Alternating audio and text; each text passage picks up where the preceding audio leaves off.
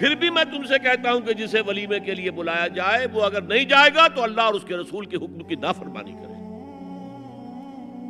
تو جس رسول نے اتنی تفصیل سے حکم دیا ہو ایک دعوت کا، وہ دوسری دعوت میں بھی خیر ہوتا نہ بیان کرتا؟ جب نکاح مسجد میں اور کوئی دعوت طعام نہیں تو بارات کا تصور خلاص۔ بارات کس بلا کا نام ہے؟ قرآن میں تو کوئی ذکر ہی نہیں، عربی میں یہ لفظ ہی نہیں۔ اجتماعی طرفین مسجد میں ہوا، نکاح ہوا، لڑکی کو حضرت فاطمہ کو رضی اللہ تعالی عنہا کچھ خواتین جا کر چھوڑ آئی تھی اس حجرے میں جو ایک انصاری صحابی نے حضرت علی کو دیا تھا۔ ان کا تو کوئی گھر بھی نہیں تھا، کوئی حضرت علی آئے ہوں اور آ کر ودا کرا کے لے کے گئے ہوں۔ چوتھی چیز، جہیز کا کوئی تصور اسلام میں نہیں۔ خالص ہندوانہ رسم، خالص ہندوانہ رسم، خالص ہندوانہ رسم۔ ہندوؤں میں کیوں ہے؟ وہ اس لیے ہے، معقول بات ہے کہ لڑکی کا وراثت میں کوئی حصہ ہے ہی نہیں۔ وہ تو جب گھر سے نکل رہی ہے وہ دے دلا کے رخصت کر دو، دان دہیج یہ خیرات ہے، لڑکی کا حق کوئی نہیں ہے گھر پر۔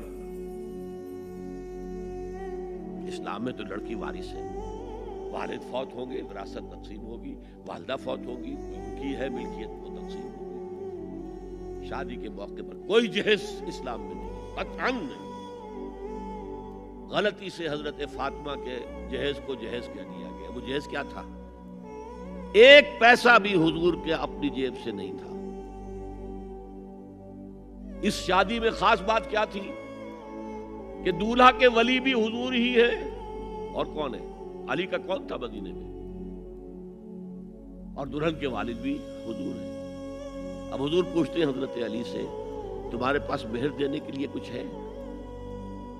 عرض کیا میرے پاس تو کچھ نہیں۔ وہ فقراء صحابہ میں سے تھے۔ فرمایا مہر تو دینا ہے، تمہارے پاس ایک زرہ ہوتی تھی؟ جی ہاں زرہ تو ہے۔ انہوں نے یہ سمجھا زرہ تو جہاد کے لیے ہے، کوئی وہ دولت تو نہیں ہے۔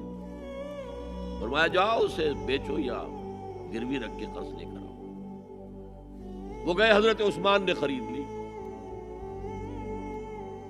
اور کچھ دنوں کے بعد واپس کر دی ہدیۃً، یہ زرہ میں ہدیہ آپ کو کر رہا ہوں۔ اس وقت اگر کہتے چھوڑو علی، کہاں تو لو میں پیسے دے دیتا ہوں تمہیں، تو ان کی طبیعت پر بار ہوتا ہے۔